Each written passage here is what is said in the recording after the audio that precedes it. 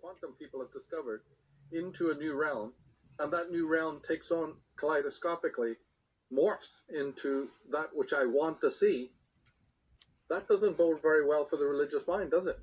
Because then the God I meet, I can never know, is he God in himself, or is he the God I hope to see? Is he the God I was brought up because I'm a Catholic or I'm a Protestant and this, or just even the formations of my own intellect? What am I? You know, and they had this in one of the great Star Trek movies. I think it was number 5. They had all this. Is the God I'm seeing just an extension of my own wish fulfillment, or is he God as he really is in himself? And would I even want to see God as he really is in himself? Maybe maybe that being transcends all my preconceived ideas. And if he does, how would I know before I've met him that that's going to be the case? Wouldn't that be a right shocker, like that movie showed? So the man of faith, he needs to travel that road of faith so that he can come to that very... See, he comes back to philosophy. I always believe that religion will end in philosophy because it started in philosophy. It started in the rejection of philosophy, but it's going to end up in philosophy because is the God I meet going to be a God that I've projected by my own needs, wants, and expectations? Or is he the God that is really God? And wouldn't it be a crisis? Because I have no idea what that being is like until I actually meet him.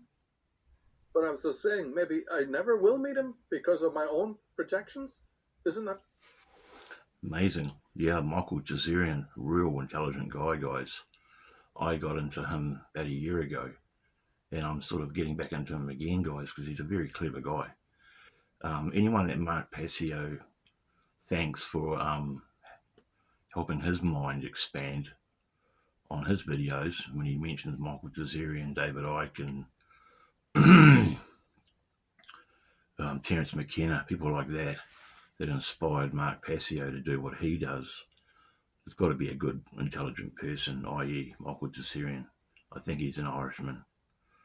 He's got dragonmother.com, michaeljazarian.com, thefemalepsychology.com, Unslaved. He's on YouTube. He's got his own website. If you want to check out those, I can't leave any links, guys. Sorry, but rewind this and listen to my voice again telling you that if you forget at the end of the video. I was watching one last night about, it's a female channel actually run by a female, beautiful lady called, what's it called again? The evolvingwoman.com or something. And Michael Jazarian gets right into female psychology, guys, about the matriarch history of the world and how women, haven't been so squeaky clean, so to speak, you know what I mean? Like talking about, it's really deep stuff, guys, about women being there, hunters and menstrual blood and tracking and the womb is the tomb and how men became violent and all this stuff that, if you started talking about, I suppose you'd be called a misogynist, but it's all real and it's all based in fact. And I'm not doing it, excuse me, guys, I'm not really doing it justice by saying what I just said. That there are some videos on this channel and my other channel that have got Michael Jazarian small videos in them, but I recommend you check them out yourself. Don't take my word for it. And this is not a rundown woman video either, guys. It's a recommendation to do your own research about female psychology, especially if you're a woman. Check out things about that you might find out things about yourself that might help you evolve and become a better woman in the world. But anyway, back to the topic, which is this video is going to be called. What am I going to call this one? I've been thinking about this for a few days because I tried to help a friend, someone I'm really close to, I care a lot about. Tried to help this person at least think about the fact that religion, in her case Christianity, is just a capture bonding coping mechanism, belief system, and it's not real. But I found it real hard to try and convince her to understand. She kept saying things, but I have my belief. I said, well, where did your beliefs come from? They were inculcated. you know, I've met many Christians in my life, guys, and they've tried to turn me over to God, tried to save my soul and all this. Because once they become Christians, you know, because there's fake-ass Christians out there. Most Christians are fake-ass Christians.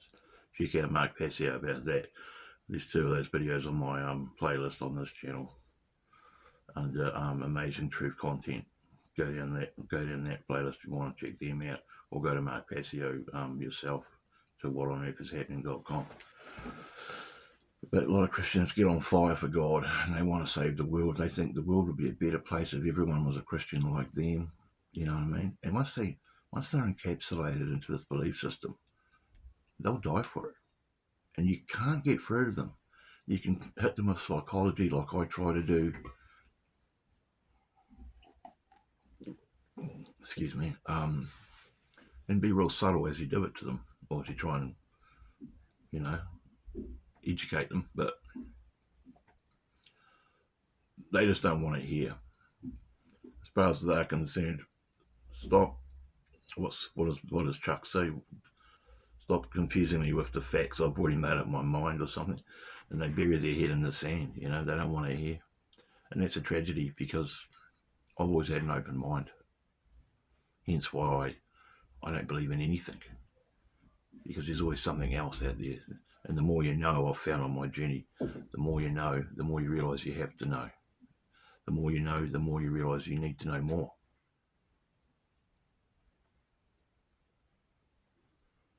The cleverer you think you are, the sillier you are. You know what I mean? You've got to sip from the well of knowledge and take it in small sips and let it into your stomach slowly. Don't just take a big swig of knowledge and think you know it all. You'll be bursting full of knowledge. I made that mistake early on in my journey. I took a big swig out of the fountain of knowledge and thought I knew everything. It was a mistake. It's best to be sober and take small sips and let them soak in, so to speak.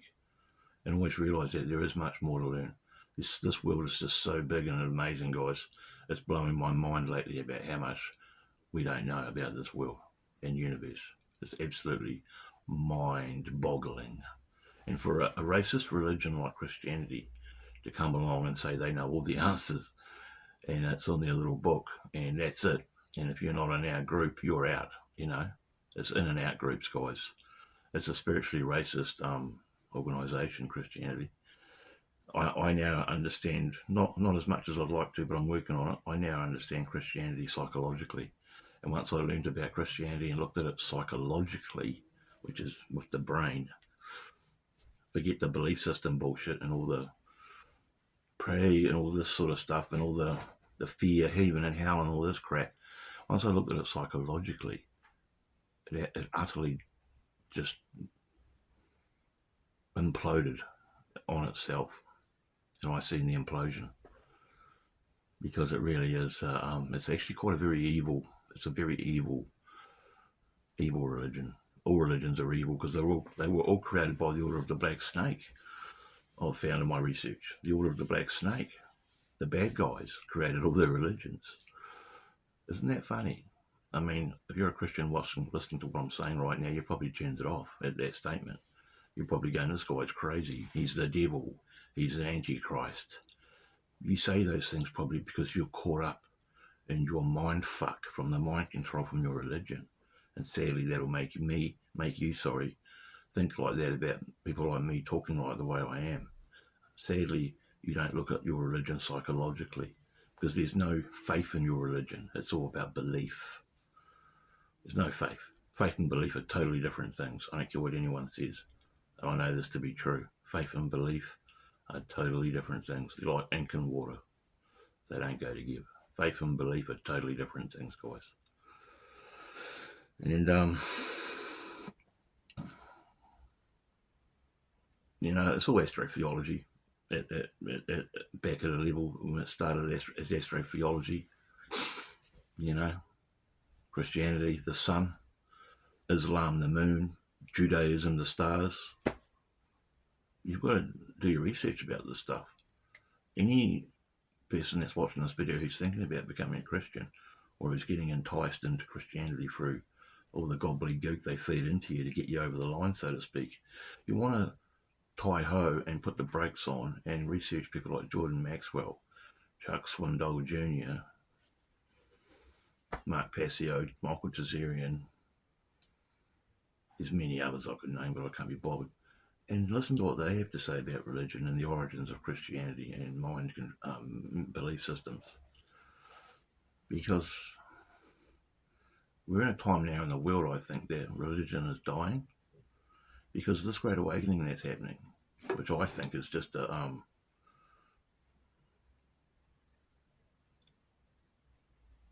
sort of,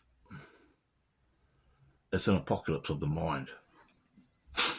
I'm probably sound like a parrot here, but it's an apocalypse of the mind. It's not a comets or asteroids are going to hit our planet or floods. It's an mental apocalypse. You're going to have to expect to see the world differently, and you're going to realise soon that the world's not what you thought it was. But a lot of religious people think their vision of the Great Awakening is their religious prophecies or whatever are going to come to light and come true and be gospel, so to speak, no pun intended.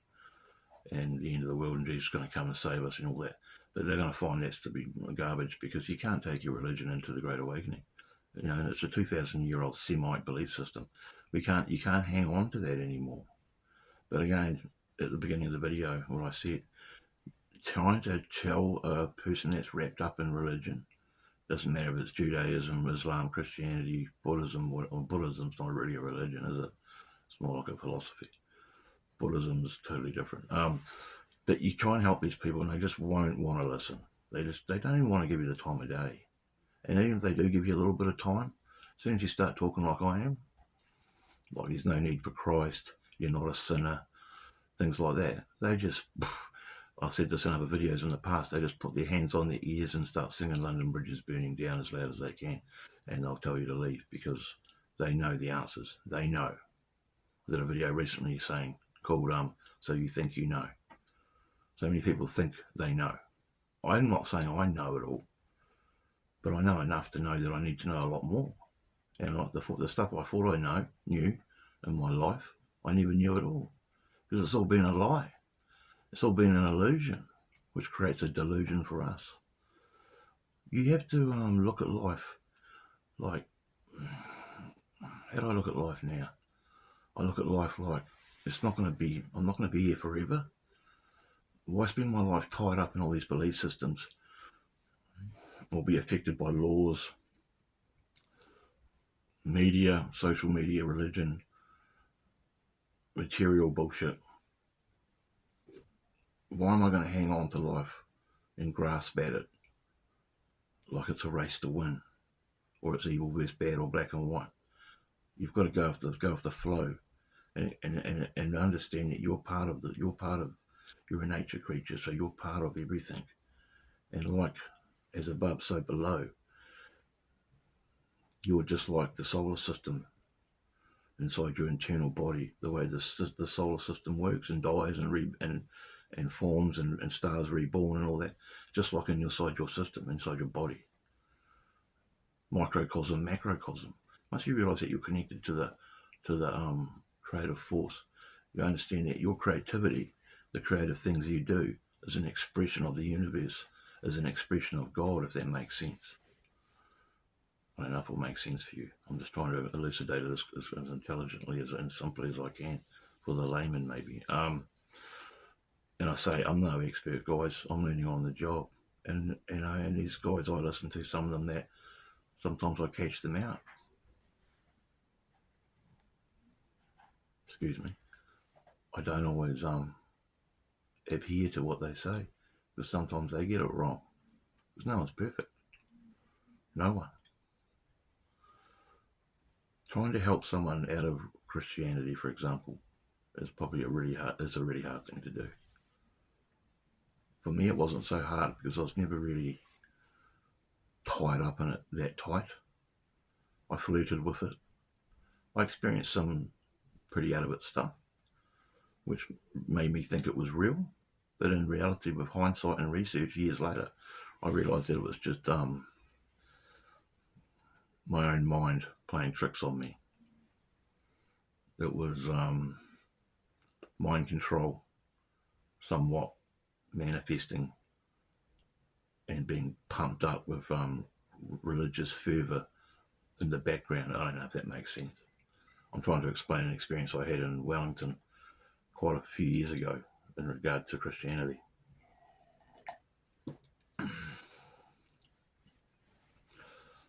I was sitting in a house with a group of people, about 5 people, and the pastor that I was staying with, he was leading the group, and we were reading from the Bible.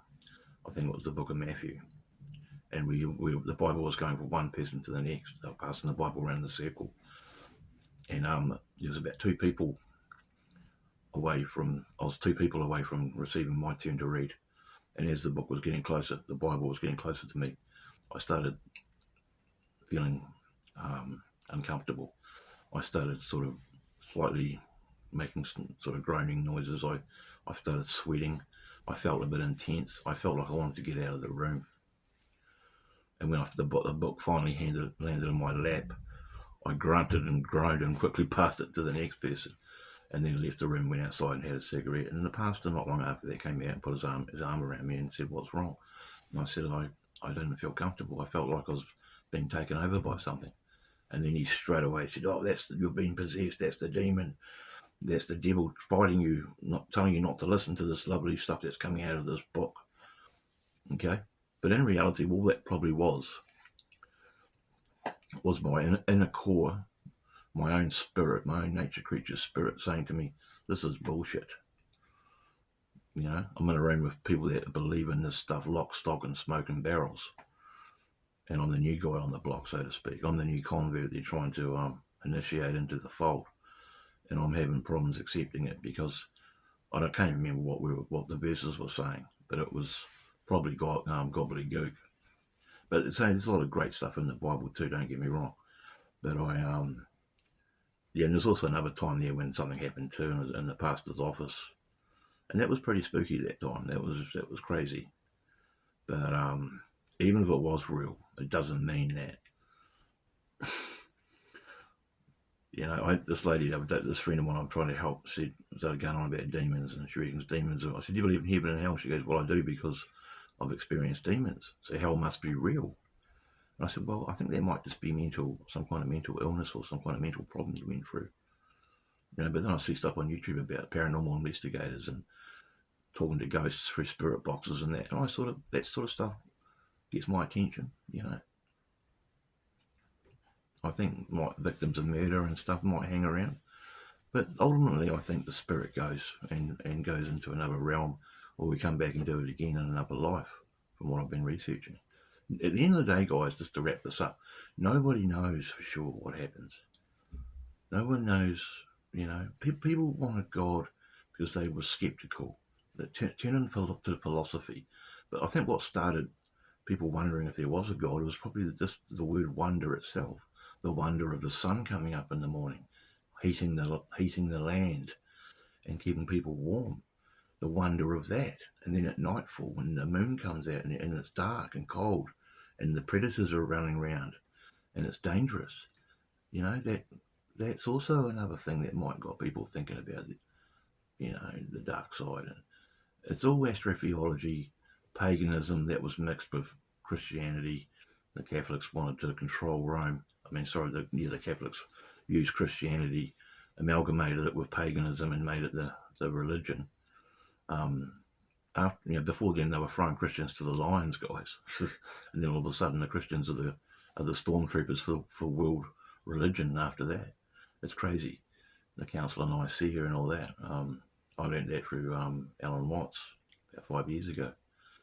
You know, and there's a guy on YouTube called Wes Huff, a little blonde Canadian guy, I think, a real scholar, knows all the Bibles. You know, he sort of shot down Billy Carson a while back there on some interview.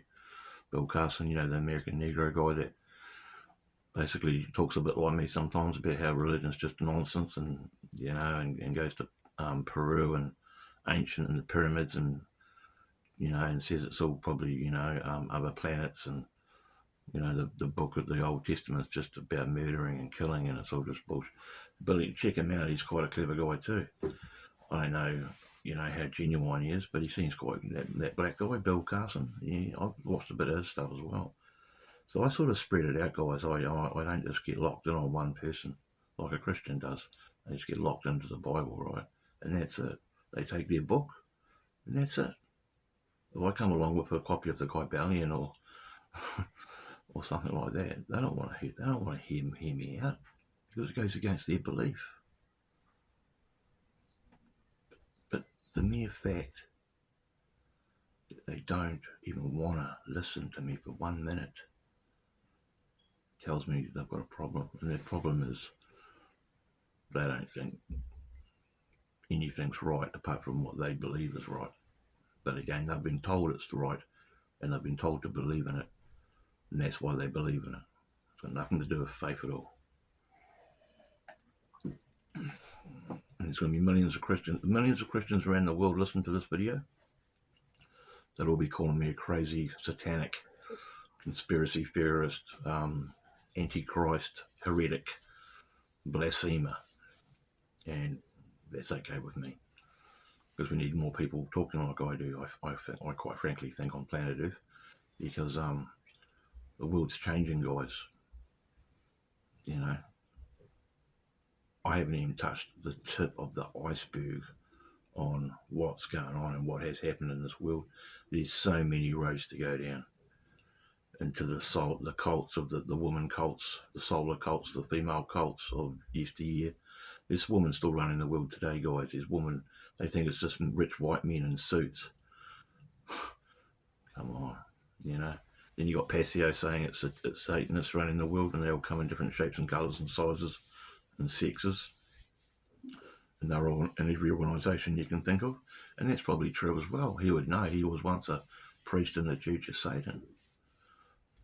And then you've got people like Chuck Swindoll, who's probably my main go-to guy at the moment, taking us down the Cassiopean alien route, which basically says we come to this world 500,000 years ago or something, and we're placed into our bodies. And then as we went along, you know, the world just got corrupted and turned into different in and out groups, and agriculture happened and all that stuff. Go check out Chuck Swindoll Jr.'s latest work on his live streams on his channel, Chuck the Nature Creature, and also on Chuck Swindoll Jr. at YouTube. Check out his Cassiopean live streams going back about 4 or 5, starting from the latest one. You know, STOs, service to self, service to others. You know, like there's so much information I'm trying to process at the moment. It's really hard to put my finger on what I actually believe is the one that's right. But there lies in the point. The point is not to believe in any of it as your ultimate gospel and take it with you to the end, because things change. It's best to learn a bit about everything, every philosophy, every idea about God and the end of the world and belief systems and that, and religion and all that, and just follow your intuition, keep an open mind, and learn bits from lots of stuff and keep it there. But don't just grab something and hold on to it and run with it to the end thinking you know it all, like Christianity, for example, because it's just a small golf ball sized, immature way of looking at things. You've got to be an adult and realise that no one knows it all. No one knows anything really. Science has come along and tried to say, science is always trying to push things down and put things in boxes, and it's all bad science. Science is a religion, like politics is, like medicine is. Look at Big Pharma. Look what they've done. You know, look what they've done with medications. It's all about money. It's all about the buck at the end of the day for this world. This world's run on money. It's all just a dog-eat-dog world, and it's really quite sad. Again, I don't know it all, guys. If I did, I wouldn't be sitting here. I'd be probably in Venezuela in my swimming pool with my beautiful wife or something, or in Egypt looking at the pyramids with heaps of money if I knew it all, because then knowledge would probably turn into money. You know what I mean? Money's just paper, guys. There's no real value in it. It's all those things you see on your bank, your banking, you check your banking online. It's all just zeros and it's all just digital fucking bullshit. You know, gold and silver is probably the closest thing to real money you can get. But even that's, what does gold and silver do? What can you do with gold and silver? Can you make a place to sleep out of gold? Can you eat gold? Can you make a boat out of it to survive? Can you make a bow and arrow out of gold? Can you make a bicycle out of silver? You know, what use does gold and silver have really, apart from looking nice and shiny? You know, you can make small statues and stuff out of it, like little knickknacks. But you know, at the end of the day, they're just minerals, aren't they? They're just metals or whatever they are. So I don't know my fact stuff on that stuff. Anyway, I'm waffling on a bit. So the moral of the story, if you're going to take anything out of this video at all, is that don't be too quick to believe anything, even as amazing as it might sound. I've had that happen to me in my life. You know, it wasn't so much Christianity. Christianity, they tried to scare me into, which raised major red flags into my intuition. The fact that they were scaring me into believing something that I was supposed to love. They were trying to scare me into believing and accepting something as gospel that said if I didn't believe in it, I was doomed. Right there, that's evil. For a so-called loving, caring religion to say that you're saved once you believe in the Lord and you're all good to go and you're going to go to heaven with Jesus and all this. For them to say that, but then at the same time to turn around and say, but if you don't believe it, you're going to fry in hell. Right there is a big red flag, which I think most intelligent people should realise on the front end that it's just a fucking horrible thing to even consider becoming a Christian. You know what I mean? But so many people are bamboozled by the flowery, lovey-dovey stuff on the other side of it. You know, you're not a sinner. I'm not a sinner. No one's a sinner. We make mistakes. And if we repeat them, we pay the price. But there's no such thing as sin. And, you know, the high priest class of the world, woman in man, has been so evil and so clever, sitting back and doing what they've done to this world. And I wish I could give it more of a elucidation, but I'm not intelligent enough. So I tell you, the people to check out to learn and understand it more, like Michael Tazarian, Mark Passio, and Terence McKenna, and Chuck Reagan Swindoll Jr., and people like that, guys, because they know a hell of a lot more than me. I'm learning off them, and the more I learn off them, the more I'll tell you guys. But if you want to jump the queue and learn more than I am, and learn more than me, and you won't need me anymore. So check out those guys, and you'll learn a lot more. But again, if one of them turns you on, so to speak, I'm not talking sexually, I mean intellectually, and you're flabbergasted by the knowledge that you start to receive, and it's really exciting and liberating for you, that's great. You'll start transcending because your consciousness will enlarge. The more knowledge you get, the bigger your consciousness gets.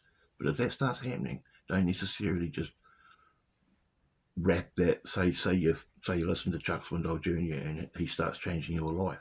That's a great thing because he talks good stuff. But don't let him become your God. Don't let that encapsulate your whole understanding of knowledge. Always keep an open mind and always check out other people, what they have to say, and do your own research and read your own kinds of books. But preferably the best one is experience. And to do that, you need to travel and do things that are risky. Because that's when you're only truly living, guys, is when you're risking your life to an extent. That's when you're really truly living. When you ride the winds, like Max Igan says.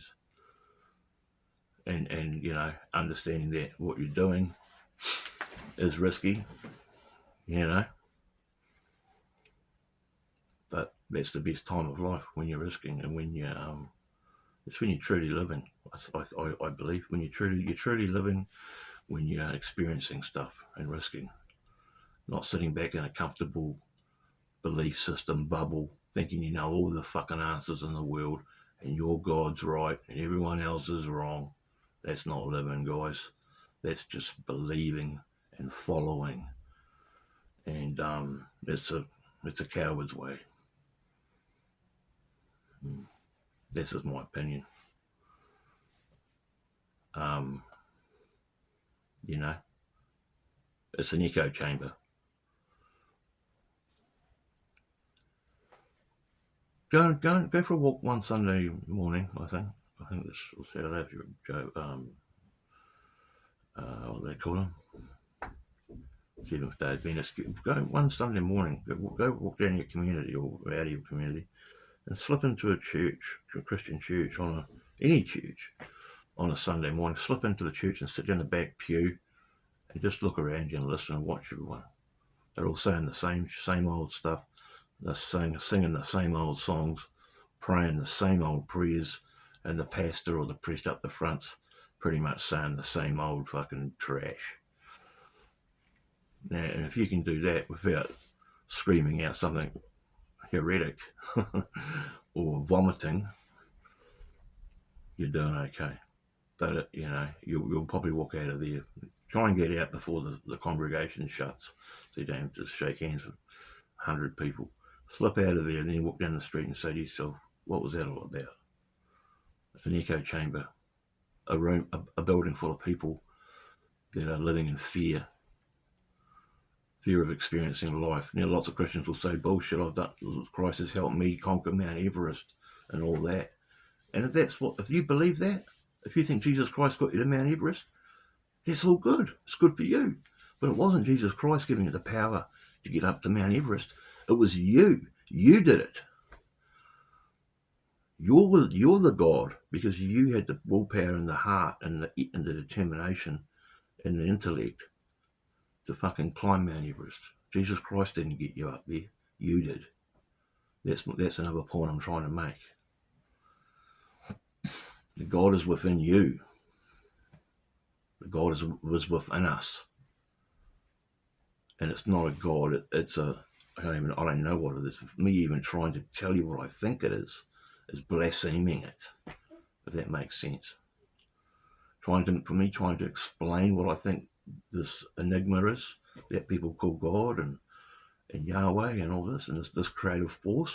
Me trying to even explain to you what I think it is, I've missed the point. It's ineffable. That's the point. And ineffable means too great to explain or put into words. I hope you got something out of this video, guys. Thanks a lot for joining me. Leave a comment if you want. Please subscribe, like, or share. It's up to you. No pressure. Have a great day. And, yep, I came back pretty early, didn't I? See you later.